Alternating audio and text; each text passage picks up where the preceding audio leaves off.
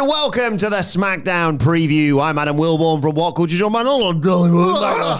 WhatCulture, here to look ahead to tonight's episode of Friday Night SmackDown. But before we get into it, if you're a fan of this sort of thing, make sure you subscribe to WhatCulture Wrestling on Apple Podcasts, Spotify, Amazon Music, and YouTube, where we do daily wrestling podcasts where we not only review SmackDown, but also the show formerly known as NXT 2.0.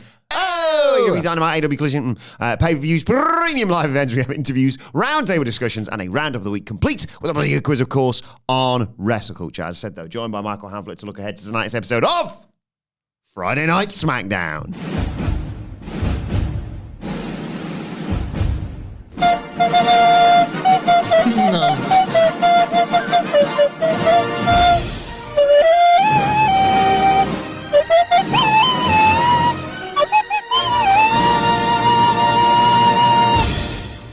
Pretty high bar. I am starting to feel like the Man United fan that can't cut his hair until Man United win 5 in a row. Like, this is going to be the third consecutive SmackDown in a row that could be good after last week in Perth. Yes.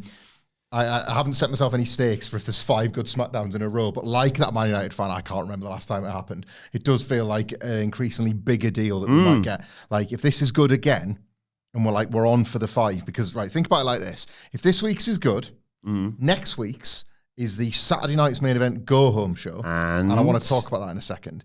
And 24th of October today. Oh, God. And Halloween. Who wants a trick or street fight? Yeah, actually, yeah. That's the biggest chat. The 4th fixture is the hardest, because then you kind of like, you can see the finish line in sight.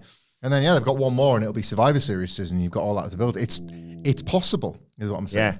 Like, tonight's I don't like all those cheap imitators, by the way. I saw someone else pop up on my Instagram reels of like, I'm not going to cut my hair until Chelsea go 5 games without getting a red card. I was like, get off my stream. It's always the way, man. Do you remember a bit of old internet crack, for those old enough to remember this? Do you remember the $1 Million homepage? Yes. The guy, for those that don't know, for those that aren't in their 40s or even 30s. Yeah, for those people who, when someone says, what's the website? Start by saying www. Basically. Yeah, or for those that say, what's the website? And they say, what's the website? Like, the $1 Million homepage, when the internet, it wasn't primitive by this point. Like, even an old caveman me had had it about like 2 or 3 years. But it was, I would say it was reasonable to say it still wasn't necessarily in every home. And it certainly wasn't on phones. And it was still like a thing you had to kind of go on. You had to opt into rather than it just becoming this part of like daily life. And this guy, this tech kid in America, this techie lad. Whiz kid, huh? Yeah, he was. He was a whiz kid. It wasn't like all tech bros back then. Not quite yet.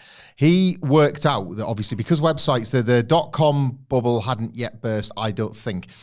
And the idea was that the companies would just pay to advertise on websites because like the new way to advertise and get your news and information on films and maybe even a game or two is on the World Wide Web, surfing the information superhighway. Chat with your kayaking buddies and organise a trip for the weekend. Have All an of that. affair. Have an affair. Apparently all that. That was the implication, basically. And there was adverts for like the major companies. They'd started realizing that it wasn't necessarily to like get people's eyes, but it was to be like, right, make sure your brand is there. It's a bit like sort of paying for Piccadilly Circus or Times Square. Yes. It's not just about like Coca-Cola have the biggest marketing budget of any company, even though they're Coca-Cola. Yeah, and everyone wants to go out for cola already, don't they? Yeah, brilliant. That's such good stuff. Like, better than you'll ever know. And the idea was like, he spotted that these brands that had like money to burn on marketing were thinking, we need to put some online. We need to be seen to be in front of it. We need to be like The Guardian was a big one. Coca-Cola was another. So we need to be in front of trends. So we will spend on website advertising, even though we can't yet draw a line between who like sees that banner and goes and buys a can of cola or goes and buys the paper. Click-throughs weren't even as much of a thing. You know, that pop-ups were only just becoming a thing. And he just put a page out there. And it had 1 million pixels on it. And it was $1 a pixel. And companies would, like, you couldn't just advertise your brand in 1 pixel. You would need at least 100, whatever. And that was it. This is for sale.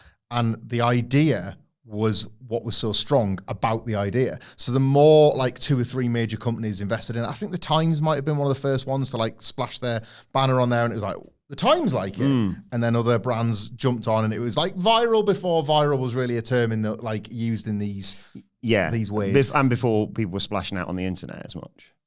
Yeah, definitely. You still could, I heard. I'll just wait for Raw to finish on Sky Sports 3, whatever. Like,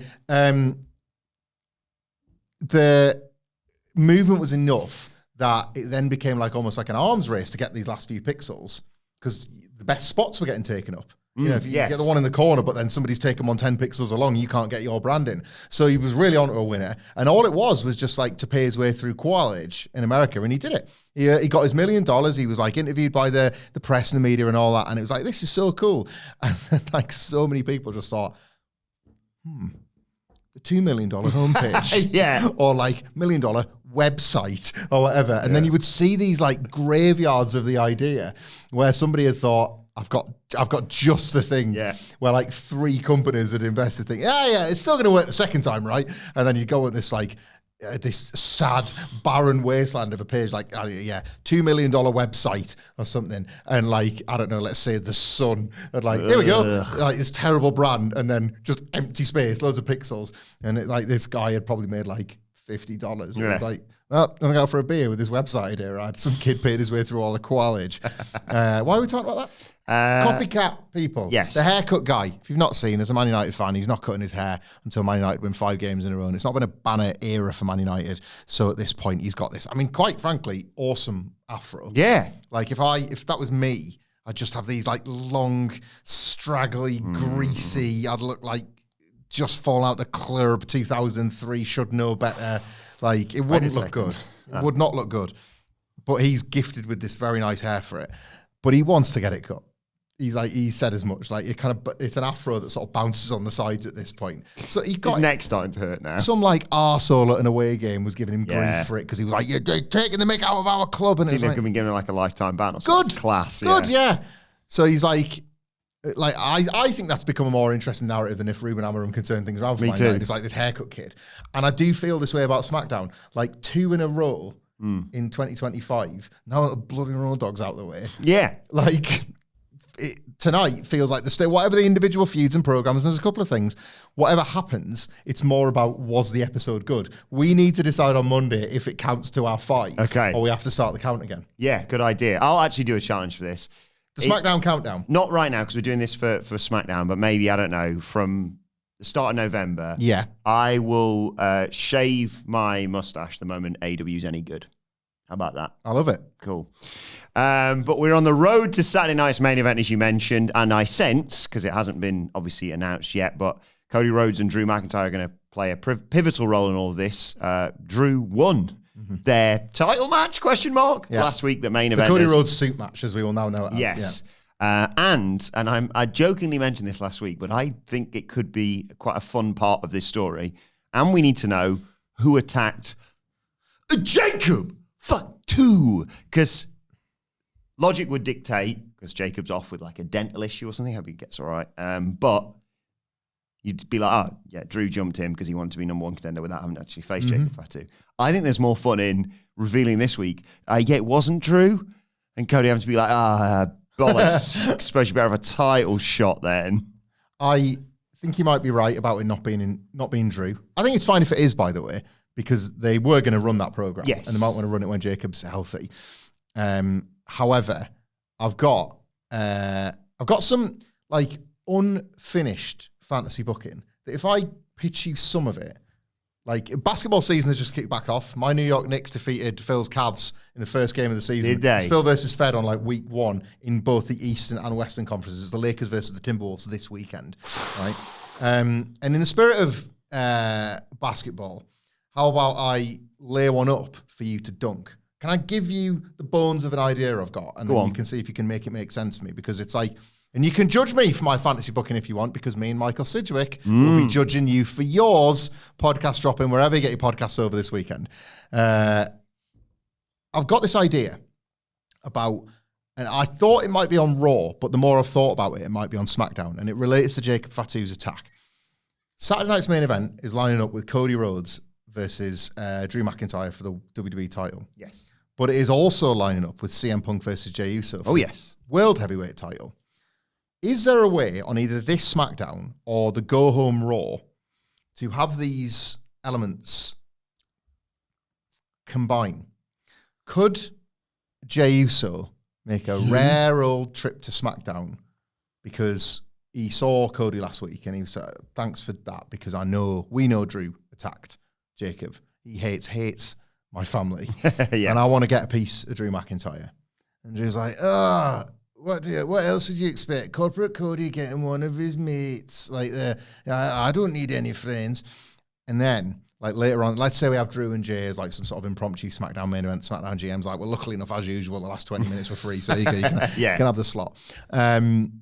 And like, you know, Cody's sort of drawn into it or whatever, and Jey Uso's. And then in the second sort of surprise appearance as part of the coming together, CM Punk arrives on the scene to like brawl with Jey Uso or whatever. But you can't do the tag, because if there's one person that Drew McIntyre hates more than somebody out of the bloodline, it's CM Punk. So you can they coexist, which I actually for once would be invested in. Wouldn't that be something? Yeah. Or like on Raw, if you were to flip it on Raw, this is what I mean. I can't quite work out like all the four components I like in my head. Like Jey Uso is left in a situation where like Drew McIntyre is beating down Cody Rhodes, and Jey Uso could help his long-standing friend Cody, but like Punk is there and Jay is a bit distracted beating up CM Punk instead, and it almost looks like, oh, Jay and Drew have kind of got the same agenda here. Jay and Drew, like Drew and a member of the bloodline are like, well, you're beating up CM Punk, so you know what, I'm actually going to leave you to that. That's pretty cool by me, and I'll take care of Cody. And Jay's like, I do want to help Cody, but like I've kind of got Punk here, and I'm going to need every advantage I've got going at the Saturday Night's Main Event. Like, it's interesting, isn't it? Yes. But I can't arrive at how we get to any of this. I love the idea of Jey Uso turning around to Drew McIntyre and going, Hey, you all right? It's like the Seth Rollins Cody Rhodes build. I think I've unlocked that the secret to good WWE is mining 2023, 2024 WWE. yeah. Rather than addressing anything that happens in 2025. And these two matches happening on the same show, especially because you didn't sense that either were the plan. No. Cody and Drew feels like something that Drew's been slotted into because of the Jacob injury. Punk and Jay is itself partly to do with Seth Rollins' injury, however that was going to play out.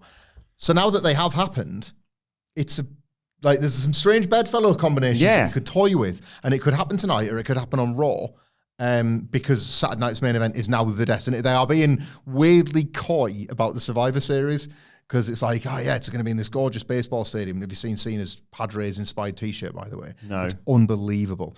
It's in like the brown and gold of the San Diego Padres, and it's like, you know how it's always looks great.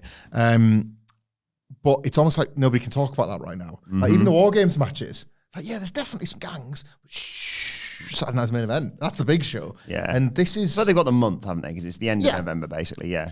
But it's interesting to me that these four characters overlap and intertwine so nicely when they're both having big title matches on the Saturday Night's Main Event. And Saturday Night's Main Events are weird, aren't they? Because I like the fact that they're back, but you never really buy a big title change on those shows for the most part, do you? No. What's the most consequential result we've had so far? I guess you could argue it was LA Knight defeating Seth Rollins because of the wheels in motion of that. But then Damian Priest sort of wrapped up with Drew in the cage. Cody and Owens had that first main event that had the post-match angle. Cody brought the Winged Eagle back for it and stuff. So it's like they are trying to have their cake and eat it, aren't they? They're kind of, on paper, if you simply read the results, it's Battle of the Belts. But they sort of do an all right job of selling you the can't possibly miss it. Yeah. Whereas Battle of the Belts had the opposite problem. Once they realised that the fixtures in it was like, I don't want to dirty my eyes with a terrible show. Whereas Saturday Night's Main Event, they kind of fool you into it each time. But they've yet to really shock you on one. Is that fair? I think so. Chelsea Green won the US title, but that was a tournament final. I feel like there was something. Who cares? Like the anticipation is going to be out the ass. Exactly. There's a vacant world title, which is always interesting. Cody and Drew have got they've kind of created this weird.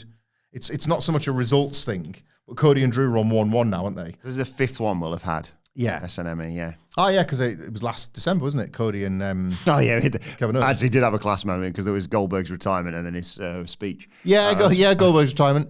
Cena's retirement's going to be another one. Cody and Drew are 1-1, aren't they? As in, one match was pretty class, one match was pretty boring. So, what's the decider going to be? Yeah, I'm into it.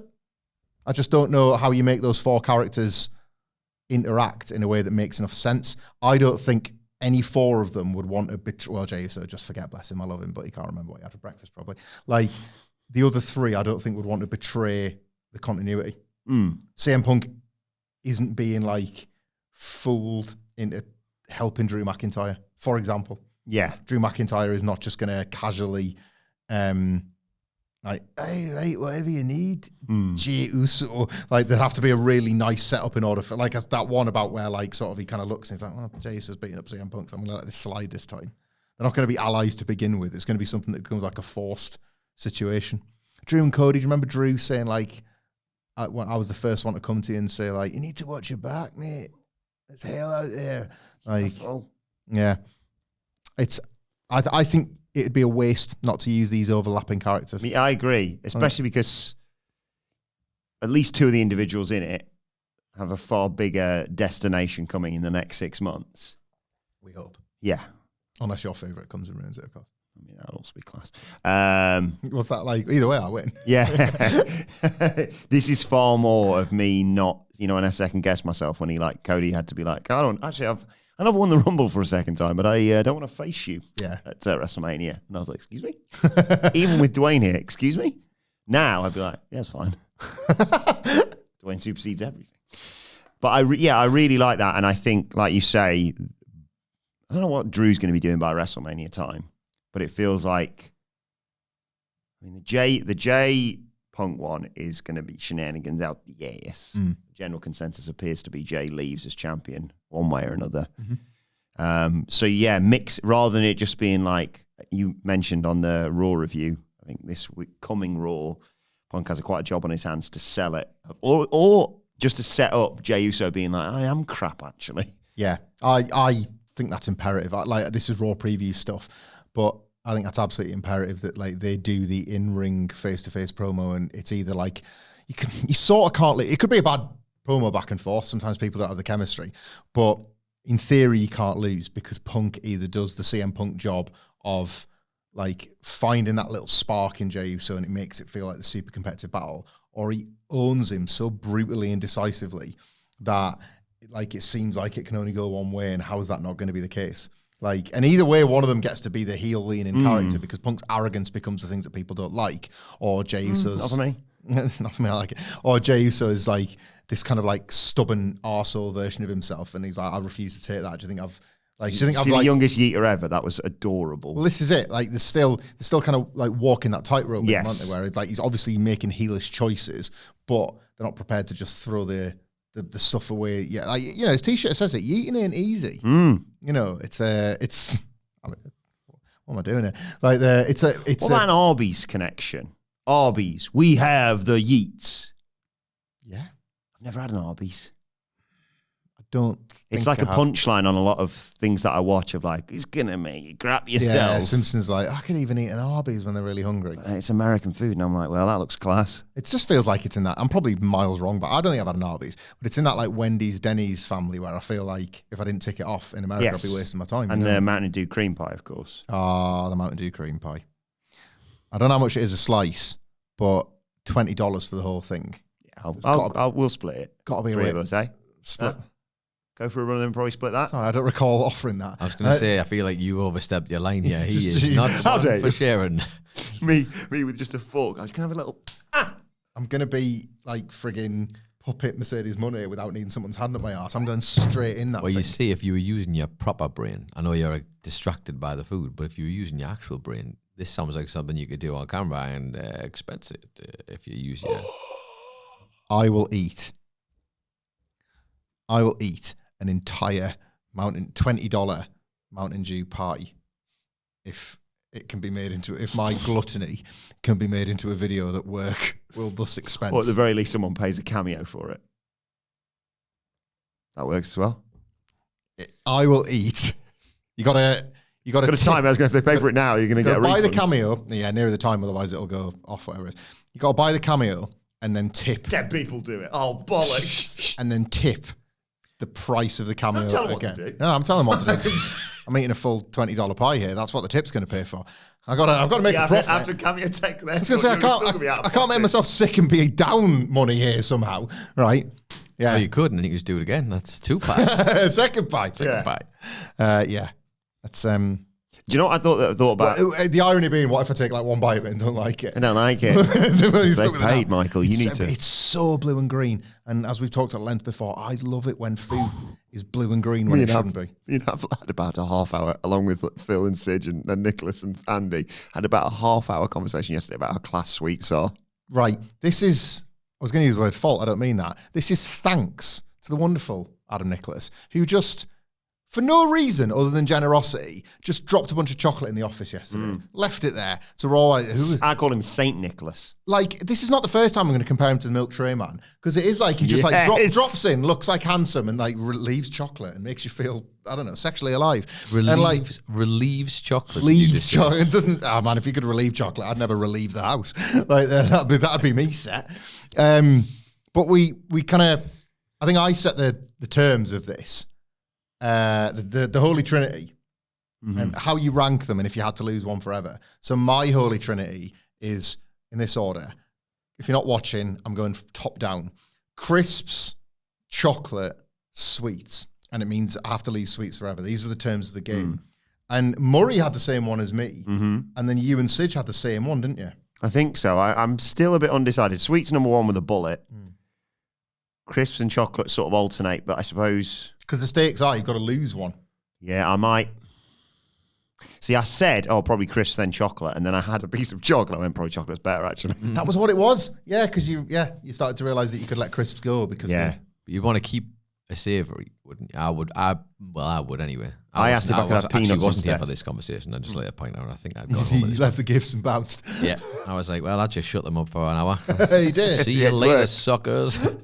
I would like to point out I'm not a saint. I am a gluttonous man who wanted to eat chocolate and thought, well, if I'm doing it, let's take all these idiots down with me. But yeah, what's your order in that? It's a toughie. I think if Toffee? I was toffee, fudge. Remember that advert for like Tuffefi or whatever it is? Yeah. We kind of pronounce our product like Trump tweeting coffee, but buy it anyway. I think long run longevity of me teeth. I used to love sweets as a kid. Like, that would have been a no-brainer. I would have been with you on that. But I think I would go chocolate, crisps, and sweets would have to go. Only because, like, in the long run, I love Skittles as much as you, mate, but they will eventually turn you into the kind of mouth that a dog has. Skittles will kill me in the end. Yeah, I know that. I know that. It's fine. And obviously, nobody said dick about biscuits, so I'm good, bro. It was Dick still flying. biscuits. Yep, that's exactly it.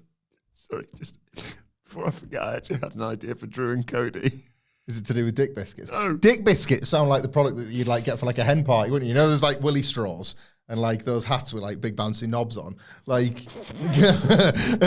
who's forgot the dick biscuits? And like you dunk them in a mug, but the mug's a fanny, and it's like you're dunking a dick Excuse biscuit. me, what? Yeah. What, you got a couple of pink wafers, you just dip it in? No, the whole mug is a vagina, and then the penis, the dick biscuit is going in it, and it's like sex. 'Cause Also- that's what stags and hens are, isn't it? Dick Biscuit sounds like an NXT wrestler. Yeah. Dick biscuits. I've got Phoenix Knights on the brain. What about Yeah. What about Johnny Dick Fingers? Johnny Dick Fingers? But he refuses to acknowledge it. Oh, Sean, I'm the new wrestler. Oh, yeah, what? I forgot what's your name, kid. I'm Richard Biscuits. Yeah. And like nobody wants to say it out loud. But sooner or later, the punishment of his own first name is going to get him. I thought you were going to say you dunk the biscuit in your tea and it goes like white. You've jizzed in the tea. Dick biscuit, but there's like a little straw in the back where you can like pour milk through it. So Like a blow. Yes. Yeah. Dick biscuits, man. Well, I think Like there's a Dragons. Welcome to... like in rude shops. North were on there the other day, weren't they? Yes, they were, yeah. Our man like Doris. Like in rude shops and stuff, it's always like chocolate knobs and stuff, isn't Yeah. it? Like the chocolate. I think that was Harry Potter, actually. Chocolate knobs. Is that what We'll it's take the like? whole trolley. Chocolate knob. Like those characters that she just dirty old bastard. pulls out of her arse and she's, chocolate McGinderford. And it's like, that's a Harry Potter character. That's done. Tick. Hack. Aye, Dick Biscuits. So my idea for Drew and Cody is like the show starts and Remember Cody those comes mugs out. where like the lady's in clothes and he made a cup of tea and all the clothes falling off and I've seen everything. Yeah. The pens. He turns Pens, upside yeah, down. that's what that makes my trip to the seaside, basically. I've already seen it. Eric, watch this. So I like the idea that the QB comes out to start SmackDown to be like, yeah, sorry about last week, got a bit carried away. And Drew comes out, but before he can be like, there's an absolute conspiracy again. Cody's like, two things. Number one, sorry. Not sorry, but number one, you're getting a rematch at Saturday Night's Main Event. And number two, here's the footage of who attacked Jacob Fatu. And it's the MFTs. Mm-hmm. They've stopped being up Ray Phoenix just enough time to kill Jacob Fatu. And Drew suddenly is like, oh, thanks, I guess. And then he still cheap shots Cody because he's like, oh, Cody can get away with cheap shotting me in the middle of a bloody title match. Yeah. So he still drops him. Yeah. He's still a bastard, but he's like kind of in the right, which is kind of Drew's thing. I would like the first ever branch of the Samoan family tree that Drew McIntyre likes to be the MFTs. Yeah. It's quite funny, isn't it? Yeah, hey! What about, here's a one. What about if, like, following his ultimately, like, final defeat, we assume, to Cody Rhodes at Saturday Night's Main Event. Like, Cody Norton's still a player, right? This is just a weird, unexpected delaying thing. Like, Drew loses, but he's, like, trying to take a lesson from Cody Rhodes. He's beaten him kind of twice now, and he's once again out of the title picture, but he's like, I've realized that I need to be more like corporate Cody. And what did corporate Cody used to teach you in the ways of being dashing? And he kind of mocks Cody, and he becomes dashing Drew McIntyre, and he starts wearing the sharp suits and whatever. And he gets the turkey teeth, gets his teeth done. Jesus. And he's like, becomes like he does it, hey, I'm Drew McIntyre, and does like the big smile and bing, all that sort of stuff. Why? Because when Jacob Fatu returns, he knocks him out of his mouth as a revenge attack for what happened to him. I love that. Like my bloody teeth! I paid a fortune. I mean, I brush these twice a day. And Jacob's like just holding them, like these really, really bright white teeth in his hands. You can have a lights out match and he's only little by his teeth. Like Ross and Friends. We've covered a lot there. We have. You mentioned the MFTs, and they sort of factor into a wider conversation with regards to, well, a returning Ilya Dragunov. Welcome back. Congratulations on your brilliant US title win. The MFTs, the Wyatt Six, WarGames, but most importantly of all, Sami Zayn. Yeah. I like, well, the MFTs in general, I enjoy them. I shouldn't, but I do. I want them to be in WarGames. Wyatt Six, I can take or leave. Yeah. MFTs and WarGames would be better, especially if they have to add, well, they don't. Actually, no, they definitely don't. How many members have they got? Well, the MFTs? 5, yes? Yeah. It's been a weird... there's one I could replace, but, you know. Like, Nicholas was the one that made me realise that that's probably what the play is. It's not for me. It's not for me, Jeff. Well, do you know what? I think it is for me. And here's why. I don't want to watch 2 WarGames matches. But luckily for all of us, the MFTs versus the Whites is not a WarGames match. It's just this weird spectacle. Yeah. Do you know what I mean? It's like, it's not got any of the stakes of the last couple. And even then, you know, if you look at the men's one, the women's one, like because the storytelling's never been that great, it's just been about the action, and it's like, ew, get that bin on your head. Like, there's been elements of it where you're just like, all right, you know what, I'm here for the bollocks here. The men's ones have been so story driven, but in a way in the story to actually get here, you have to like sit through a lot, you know, like what's the best example of the recent ones? Probably 2022, and Will Zayn like just make it clear that his allegiance is with the bloodline rather than Kevin Owens, you know, and he sets Owens up class, he kind of earns Jey Uso's respect in the cage, and Roman's like, see, like I told you, but what's going on here? Like, why are they loving Sami? There was a lot of like bloodline stuff folded into that one. 2023 was good, but I would classify it as a noble failure because I loved the Judgment Day as the Raw main event act as much as anybody. But the magic of those tag matches wasn't like, oh, are the Judgment Day going to win? It was like, how are the babyface is going to get out of this jam? And then every week they would. Yes. So like Austin versus the Corporation. Yeah. By the time we get to WarGames, and it's not really remembered for the match. No, well, this is it, right? It's like Cody and Seth and Jey Uso and Sami Zayn and Randy Orton. Yeah, returning Randy Orton, of course. Like, it's kind of a babyface all-star team taking on, like, the Scream heels of Raw. It's not, you know what I mean? The Backstreet Kids. Yeah, a little bit. And then, obviously, all the hype becomes around Will Punk show up. So it's, the whole thing no, and it wasn't really any hype, to be honest, because everyone said it wasn't going to happen. Well, not everyone, but... So, 2024, as a result, like... it bordered on disappearing up its own arse with that sit-down with Roman and Punk and Heyman. Oh my God. I liked it. But I did like Punk integrating with the Bloodline. What I didn't like about it was how rushed the Bloodline reunion felt. And then it kind of revealed itself as to why, when it was like, all right, so January is going to be all about Netflix, so Roman needs to beat Solo to draw a line under it, because presumably we're probably doing Roman and The Rock. Like, but that was the idea, wasn't it? It's like, we need to get to Roman and Solo in January, so we kind of speed run this Bloodline reunion in order to get there. So it was kind of damaged by that a bit. As a result, the fact that potentially there might not be too much heft to the men's one, I think suits me just fine. Yeah. Like, let it open.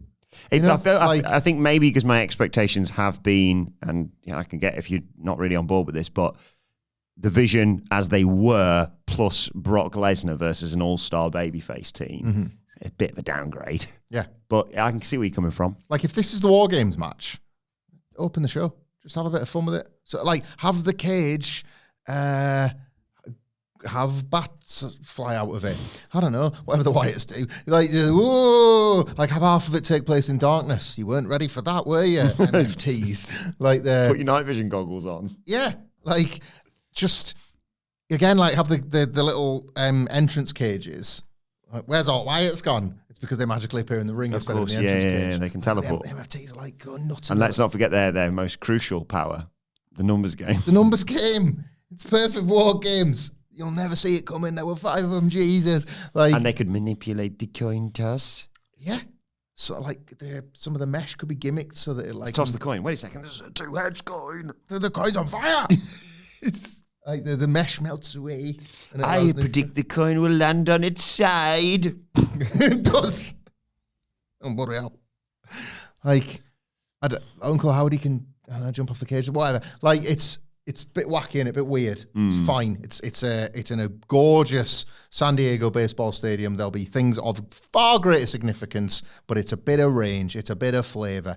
Like if the women's one the is death of WarGames. It's not, oh man, it's not. WarGames died R.I.P. decades ago. Like it, really, like really, it did. Like and AEW have killed it on Dynamite 3 weeks earlier anyway, so nobody will give a shit about cage matches. Thanks a lot, Tony Khan.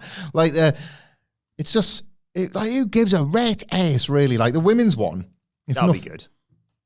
It might. But if nothing else, it's going to be Io with a bin, but for a cause. Because it's going to be like Io and Rio's lot versus Asuka and Kyrie's lot. Yeah. I said it's going to be good. Bailey's on both sides. Bailey's playing both sides. So. Babyface is a shorter member because like somebody gets beaten up backstage and you've got like, here we go, the gears are moving. Like, so like you've got the 5 baby faces, 5 heels, match graphics set, whatever.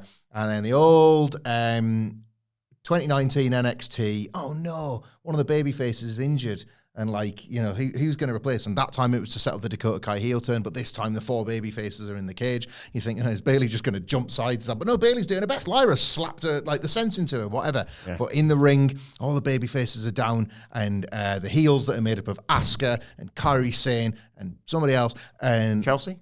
Yeah, why not? Roxanne Perez and Raquel Rodriguez, they're dominating. It's like, 3, 1. I forget if they even does that in WarGames. It's just nobody. It's in the heels like, watch me. Already got excited about her potentially back for the Rumble. WarGames. She comes in and like, Roxanne Perez, eyes bugging out of her head. Oh no! She comes in, she kicks Bailey, like indiscriminately kicks ass, but Roxanne Perez like heads for the hills. So like she sort of goes running and like you don't know what is going on there. Raquel's like, no, come back. And so she runs out the cage too. Like she leaves and like you don't know, would have Liv decked them or what? What's happening there? But Liv's just back to kick ass and take some names. So she beats up poor old Kairi Sane. That's like, stupid idiot. And babyfaces win WarGames and then it's like, well, what does Liv Morgan do next? So again, that goes on second. Then we've got both WarGames out of the way, so you can get to John Cena versus a very distracted and confused Dirty Dom, who's now got to defend the IC title in the shadow of all of that. Yeah. So he loses the belt to John Cena maybe or whatever. And then Cody Rhodes takes on Randy Orton in the main event. Yeah. Big stadium, big. And then have I forgotten anything? That's 4 matches. And that's wrestling. So see you next week. So what now for Sami Zayn? Oh, yeah, him. I like that Solo Sikoa has actually followed through, genuinely, on the MFTs, which is where that actually started. Apologies for that tangent. Solo Sikoa was very angry directly with Sami Zayn, said he wanted to get everything back. First opportunity, he's kicked his ass twice, and Sami Zayn is no longer the United States champion. So Solo Sikoa is doing a reasonable job of seeing through his stated aims. He's beating everybody else up as well. So in Nakamura and in Ilya Dragunov, he's Ray Phoenix. Of course, and Ray Phoenix, he's made allies for Sami Zayn in order to do TV matches between the few, which is decent booking. You split the people off against one another. They're not necessarily going to be the most captivating matches, but you've started to build the numbers around Sami Zayn and this Solo Sikoa plan. So why not just do that on television? Why not have Sami and Ilya as partners in a tag team match, let's say? Yeah, I like the fact that Sami can be like, you beat me and took my title, but fair play, that was a hell of a fight. And if I'm going to fight alongside someone, I want it to be someone like you. Because in your words, I suppose fighting against the MFTs would make it... I've forgotten. Very entertaining. Oh, sorry, yeah, Ilya Dragunov. Very entertaining. I couldn't figure out what you're tuning up there. He's been gone a while. I apologise. Yeah.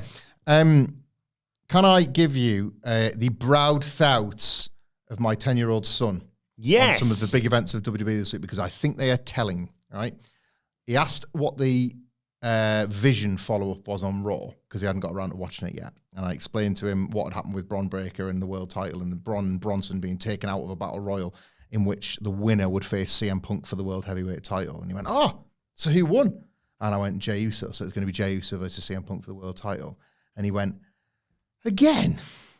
Like unfiltered honesty, which told me he's maybe bored of the main event scene on Raw, right? Meanwhile, on their Blue brand, he's like, this is all yesterday, this conversation, went out for a little walk, and he was asking me about these things, and he was saying, what's going to happen with the guy that beat Sami Zayn? Because he couldn't remember his name. He'd seen him for the first time last week. I was like, Ilya Dragunov. Well, like, he might want to help Sami Zayn because the MFTs beat them both up, didn't they? So they might be in like a tag match or something. And he was like, do you think Ilya Dragunov could beat Tala Tonga? Because he's massive, isn't he? And I was like, son, I don't know, but I want to find out. Yeah. Ilya Dragunov versus Tala Tonga for the United States title, right? And I was thinking, Dragunov doesn't necessarily have to carry on the Sami Zayn Open Challenge gimmick. And this is the perfect way to do that, because he's kind of not as good a babyface if he doesn't open the gates and say, right, who else wants a title shot? Sami was doing it, so I better do it. But this, building up to him having to do like a US title gauntlet with the MFTs, where like he beats Tonga, well, that was easy. That was piss. Like, I'd have him do 2 matches that night, if anything. Yeah. Like Jason Mateo. Do the Shawn Michaels, Mike Knox Survivor Series thing, was it? Yeah, just like, Who the hell was that guy? was he with them? Was that count? Are we winning? Is that defense? But yeah, Ilya Dragunov versus Tala Tonga. Good booking, Josh. I want to look at that. Yeah. Like, so it did make me think you could do actual title stuff where Solo, because he wants the belt, what he wants is physical ownership. Like last week when he came out and kind of interfered but didn't, right? It was like, no, thank you. And just left. Like, winning the belt, I imagine, is the same thing. He wants it, but he's happy for Tala Tonga to go and acquire it. And he's like, I'll take care of that, mate. I'll hold it. Yeah. Like, so he sets Tonga lower on Ilya Dragunov, fails hilariously. JC Mateo in his big marshmallow head gives it a go, fails hilariously. Tala Tonga gives it a hell of an effort, but Ilya Dragunov's so massive and jacked now that like his airplane spins him. I was like, what am I looking at? So Solo has no choice but to like eventually he's like Hammer is busy with Sami Zayn or something. He's like, right, I'll take care of the dirty work. So yeah, I like this. I like the idea of Zayn and Dragunov as a unit. And I like the idea of like you need something to keep Sami busy for approximately 1, 2, 3 months, right?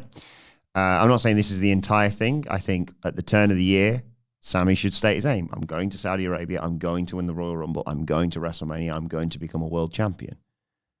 Like, it's so easy.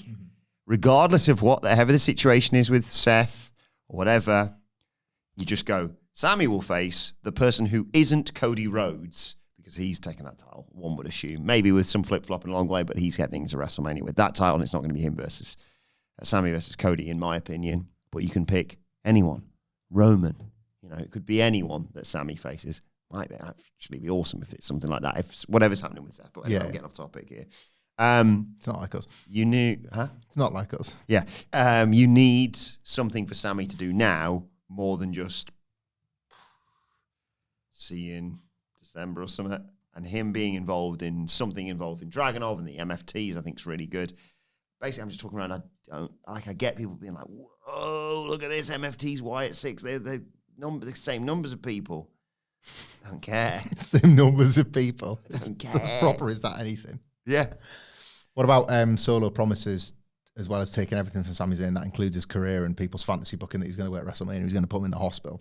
And you can have him say you're not going to even get to the Rumble. Yeah. And they do. You know, there's been those backstage segments before where like Sami Zayn's so good at talking, he can just have like a conversation with himself. Mm-hmm. Like he's in the hospital bed and he's like doing that thing with his hands where he's talking really fast. He's like, you know what? Like he's still got the neck brace on us, and it's like, maybe you're right. Maybe I do need to get out of this Canadian hospital that hasn't put me out of business because of my injuries. And like, maybe I do need to like get on the plane and go to Saudi Arabia and win the Royal Rumble.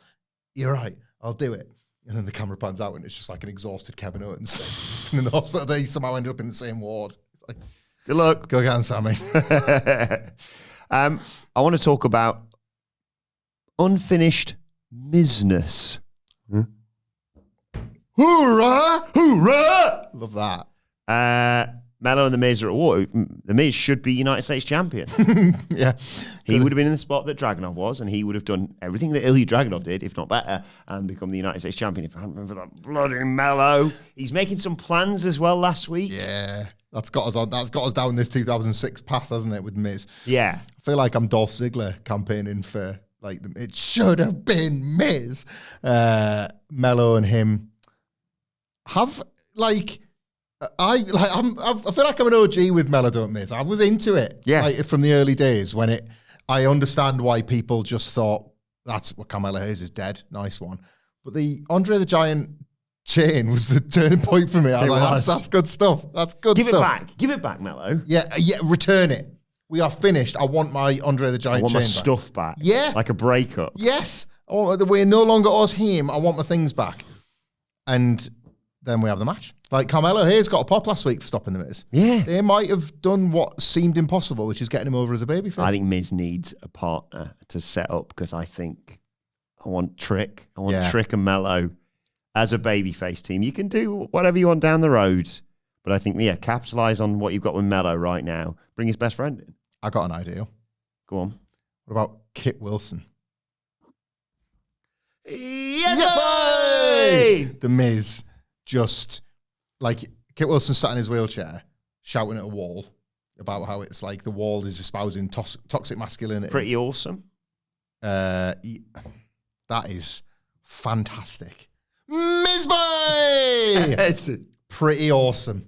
I absolutely love that. Like, it gets Kit Wilson away from, like, I don't know, like accusing a brick wall of having the woke mind virus. Mm-hmm. And we want some more Alistair Black, Zelina Vega vignettes this week, mainly because it'll only take 1 minute of TV time and also performance time on Monday. That's right. We get an act out of it. Mm-hmm. Pretty awesome. That's so good. Pretty awesome versus Trick and Melo's. Like, I'm going to say it. Exceptional business. Put that in WarGames, actually. Change the plan. Yeah, get that on the Survivor Series card. I know you like your 4 and 5 match big pay-per-views, PLEs, but we're going to have 12 because we need the SmackDown undercard to get a look in. Yeah, why not? Like Miz and Miz plus 1, and that's what gives him his advantage over Melo. And whoever becomes his heater is obviously such a clown idiot that he becomes like that. When this little mini program is over, he becomes the party planner for Miz's 20-year anniversary party, which has got to be the thing. Walk me through that. So 2006 was his, because I was looking on Cage Match earlier. Yeah. Fun fact, this time in 2005, he was working DSW, which is, of course... Deep South Wrestling. And 3 days from now, back in 27th of October, he wrestled Kid Cash, followed by Palmer Cannon, having the last month faced the freaking Deacon, Doc Gallows, of course. Yeah. Oh, in Deep South. Read Sidgwick's first book for some of those experiences in Deep South. You could do something if you don't want to wait necessarily for main roster stuff, just because of schedules and stuff. You could say, I'm going to have a big celebration, but I'm doing it early because everyone will be really banging on about Survivor Series WarGames by the end of November. The end of November 2005 was when he won his first heavyweight title, beating Eric Perez in the quarterfinals, Kid Cash in the semis, and a man we've just mentioned, Mike Knox. Oh, God. For the vacant title. Do you remember Palmer Cannon from that list? I do remember. He was the SmackDown network executive. Thank you. Who was kind of like trying to keep Teddy Long on track. Bullied out the business, wasn't he? Yeah. He was harassed so horribly by that awful SmackDown locker room that he just decided, I'm not going to come work here anymore. Fair enough. Yeah. Awful time. Get the hell out, executing our network. We're still working back in December of last year. Worked the Limitless Rumble. As what? What's his name? I hope it's not Palmer Cannon, the network. Surely not. Hang on. He's working Palmer Cannon. That's Palmer Cannon. No, that was 2010. That's fine. I don't know. Okay. All right. Also known as Brian Black. There we go. Right. Fine. Yes. I'm glad he was Seabass Finn also in that match, and Santa Claus, by the way. I mean, it was the 14th of December, which is, it's almost Christmas party season, that. Yeah. Seabass Finn could have worked Dynamite, of course. Yeah. Thank you so much for your contributions. I'm going to use the word livid with ourselves that we missed Best Trout Machine. Yeah, the Trout was a Kenny real Omega. oversight for us. Yes. We'll do better next time. Tony Atlas was also in that Rumble. Of course he was. Of course he was. This was around that period, of course, that he told CM Punk to stop taping his wrist because it made him look like he had broken arms. And he said, "You're never going to get on TV." And he's like, "I am on TV, asshole. I've come back to visit some friends. I'm the world champion. This took place in Maine, USA, but I read the town before that. It said Yarmouth. I was like, they're in Great Yarmouth. God, they get around, and it's the deep south. I didn't realise it was the deep south of England. You ever been to Great Yarmouth? Yeah, surely. I haven't, because when you grow up in Scarborough, the idea of going to another UK beach resort seems quite pointless. I thought you were going to say, like, tribalism. It probably is a bit of tribalism. Not for me. It's a bit for a big sell. Great Yarmouth. This is it, yeah. I kind of don't trust southern beach resorts because I don't think they respect the business. I feel like beach resorts, like, you've got to let the north have something. And the beach resort is the preserve. Well, you don't if you're a Tory, but yeah. Yeah, but then this is the point. That's why there's so bloody many of them down there, right?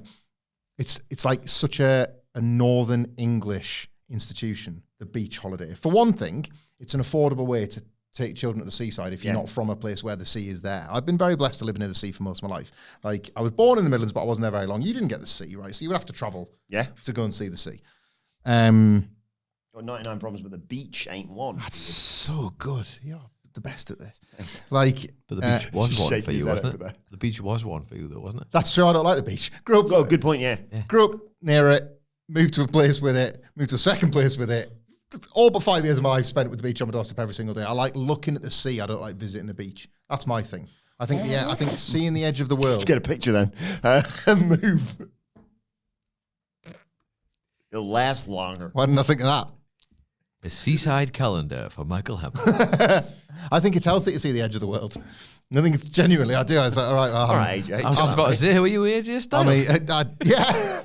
I just sort of look at it. I was like, oh yeah, I'm completely meaningless. I think it's good for you. Yeah, Like, think I it's- like that. I do sort of buy into the whole sea air theory, Yeah, by the way. I like it's all right. There's look at that. That's a vastness that you can never possibly comprehend with your tiny human brain and the however many years you're on the earth for. What's it like in the winter? Because I've been at like around sort of Halloween to like Blackpool and stuff as a kid.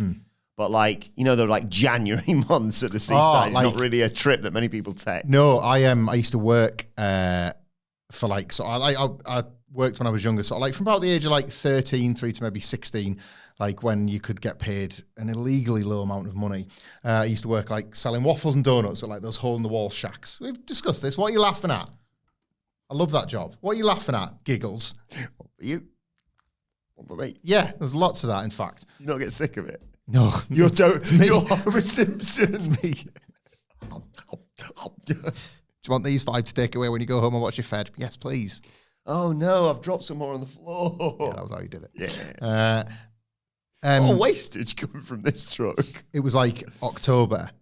It was as if like this is in Scarborough anyway. It was as if like somebody switched the big light off of the entire region. It's like This town was coming like a ghost. where's all economy gone? And the thing was, I feel very blessed, right? That like I have no parochial pride other than places I chose. So like people born in Yorkshire, in Scarborough, in a very small part of England. Like, fight for it. Chesterfield, fight for it. And I don't care. We need to get to a game next year. I don't care about parochial pride. Like, I just think, like, be proud of a place if you love it with all your heart. But if you were born there, it doesn't. You don't have to love it, right? And a lot of people don't, I think. So when I go to places that I stay, I choose it, and as a result, I love it because I've chosen it. Scarborough wasn't that. I didn't choose it. My folks moved there. But, like, the people that did live there used to hate the tourists, like, despise them. And I get it to an extent that, like, 3 or 4 months of the year, everything was rammed. Car parks were full. The shops were busy, and whatever.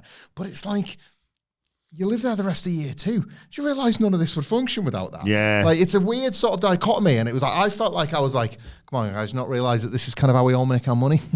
Like, I love that. Oh yeah, they were big into it. It definitely didn't cause a conflict that ultimately made me want to leave the region and never go back.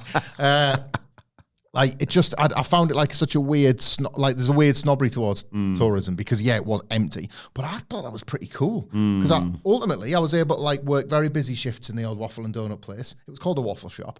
It should have said plus donuts. And pork sandwiches. Oh, gee, yeah, I mean, I'd eat them. Yeah, I did. I love them. Every dinner break. Pork sandwich and a bottle of apple ties. Gratis. That was my lunch every day. Living the dream, baby. Like 10, 12-hour days in the summer. Go in at 12, leave at 1:45 in the winter. Like, I remember, like, just get home, 45 minutes wage that I'd already spent the arcades on the way to get the bus. Yeah. And my dad would look at me like, it's a job. I was like, Billy was the name of boss. So Billy said they were shutting up early. I'm like, did he now? And I could hear the cogs whirring in my dad's head being like, I'm going to get him a second job, this little bastard. Like, well, paper rounds don't stop in the winter. You can get one of them until the donut and waffle business picks back up. Like, and then, screw off, Dad. And then, like, laws change. Now I can't do that to my kids, and it's not fair. Yeah.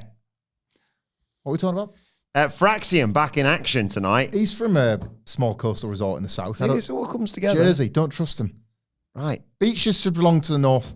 Like, we live on the north coast here in the northeast, a beautiful part of the world, largely untouched one. Very noticeable when it's like a heat wave in the UK. Yeah. They automatically go to the southern beaches. I took you. Look at this. I took you to the seafront after we'd been to WrestleMania where I live. Oh my I God. nearly fell asleep in my breakfast, but yes. And it was like a Wednesday or something. We just got back, and like a Wednesday in April is like divine because the weather's nice and it looks like where you'd want to visit, but nobody else knows. Sunday, forget about it. Waste of your time. But yeah, Fraxiom back in action tonight against DIY. I've seen multiple differing people, like, of course, tonight on SmackDown, it's Axiom versus Gargano, and then other people are saying, of course, tonight it's DIY versus Fraxiom. I don't really care. I'm just glad they're back working. I also don't really care. Did you see what was going to be the Fraxiom NXT payoff? Glad it didn't happen. Would have been pretty cool, though, wouldn't it? Yeah. But I've said hair versus mask, for those that missed it, was going to be the Fraxiom explodes payoff if they'd have stayed in NXT. And that only came out because of what we said on the SmackDown review, where I pitched hair versus mask for this feud, and Nathan Fraser went, "Oh, that reminds me of something." When I'm cleaning windows. Better get on a podcast, not this one, not the number one UK wrestling podcast, but still. I was listening to our friend Seth Meyers and the Lonely Island podcast, and they were mentioning like banjo music. And Seth Meyers got an email from somebody English because he said, I think the only famous banjo songs are like dueling banjos. And then somebody emailed about, when I'm cleaning windows. And he must not have been a big hit in America or something, because Seth Meyers just said, there's some guy called George Fernby. And I was like, why are you from like Ashington or something, Seth? Like, George Fernby. Like, so yeah, apparently not a big deal in America. But yeah, I think this should set up these two cocky teams. I think Fraxiom should start winning and win the tag titles ASAP for me. But I want to have Ciampa put Gargano's hair on the line and Nathan Fraser put Axiom's mask on the line. Could we? Not now, but for down the road. Could we fix the two tag divisions for a month by just combining them all and doing one of them multi-tag team when your partner's pinned, you're eliminated Survivor Series matches? 5 heel tag teams versus 5 babyface tag teams, and it's a Survivor Series match. Works for me. 87, 88 were both absolutely gutted. Did one in 2016, I think it was. Did another one on one of the pre-shows for one of the Red versus Blues. Like, just all the heel tag teams and all the babyface tag teams, all a big old fight. Like, Feels like there's a bit of There's loads of them, but they're not They've over. got an embarrassment of riches on SmackDown, and Raw it's like Quantity-wise. 111 days between title defenses, basically. And then, did you see there was like a bit of discussion on socials? And I like it when this happens because I just think it actually creates a bit of earnest discourse. Where are the Creed brothers? Yes. Like on account of Chad Gable's injury and their involvement with El Grande Americano just disappearing from view. And allegations of like they botched something, and that's why they've just. But yeah, I forgot about them. And Well, I love remember them. the 3.1. Mm-hmm. I remember that from the time being a bit like, that's a bit off, a bit weird. But yeah, it'd just be cool to see him again. Yeah, I'm glad Fraxiom's back in action, and DIY. Them and DIY, they could have a series for me. Fraxiom, yes. I think I prefer DIY just in those backstage things where Johnny Gargano's annoying, Ciampa's weird. And like Candy says something that like is going to get them into trouble. And Johnny's like, shut up. I quite like that chemistry backstage. Yeah, go for Axiom's mask. Start it here. Go for Axiom's mask, have the guns befriend them, turn on them. And that's how the Motor City Machine Guns turn heel. They were just babyfaces celebrating 1 year in the business. Yeah. Finally, there's the Women's World Champion in action tonight against, well, it's sort of a match from our good old favourite brand, Yeah. NXT. Tiffany Stratton You versus forgot the Kiana. letters there. No, I was trying to think of what to term it. And Well, I this was going to say, You're going to say our girls, and I knew that. Oh, yeah, thank you. And Yeah. you didn't like that. This is Wrestling Heritage, isn't it? This is a wrestling heritage. There you go. Tiffany Stratton versus Kiana James. But not good. Not good tonight, but Julia versus Tiffany Stratton. Yeah. I like this for Tiffany Stratton's had a good year. I think the character Her first loss, wasn't it, at Crown Stephanie Jewel? Vaquero, yeah. Yeah, statistically, like match like wins and losses wise, in the world of like Yes. wrestling as a shoot, she's had a brilliant one. But she's had a pretty good year, I think, in terms of navigating quite a difficult role because I don't. We've just done a Talking Heads thing where I had a brief second remembering her and Charlotte's build to WrestleMania, for Yeah, example. she's not in so many aspects a babyface, and yet she remains a pretty over babyface. What time is it? Well, it's Tiffy time, in case you haven't seen it mentioned 50 times a week on SmackDown, right? It's over. She's over, and people like her. And yet the character isn't necessarily a default babyface. And the work has just very quietly supported the babyface run.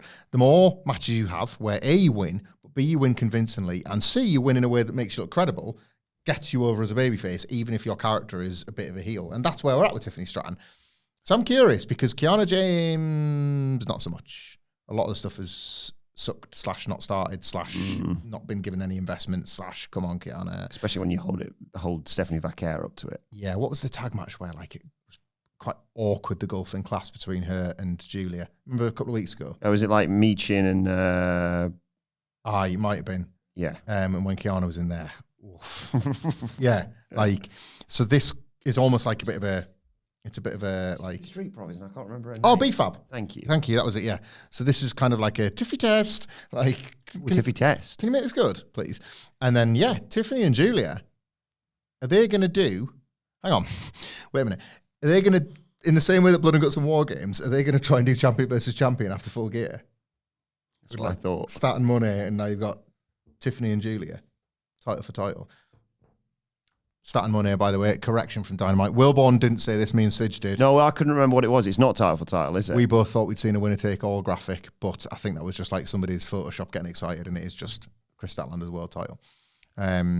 Tiffany and Julia for just Tiffany's world title. Mm-hmm. Like that. Like Julia, like Kiana's done a business, and she's gotten Julia a title shot. Yeah. Don't mind that. Because you could... Yeah. She's getting her ass handed to her by Tiffany Stratton. Aha, you fell right into my trap. A title match for my client. Kiana James is getting her ass beat, and she holds this piece of paper out, and she says to Tiffany Stratton somehow, this piece of paper is, if you sign here, I'll surrender this match. And Tiffany's like, oh, great. Oh. And then she signs. Oh, she signed it, for And then she goodness. reads the piece of paper. It's actually a contract for a title match at Survivor Series. Oh, you're joking. Yeah, just like that. Well, lots to look forward to on SmackDown tonight. Let us know your thoughts in the comment section below or on X at WhatCulture WWE. Watch, you can follow all three of us. You can follow Michael Hamflett at... You're joking. Michael Hamflett. Irish.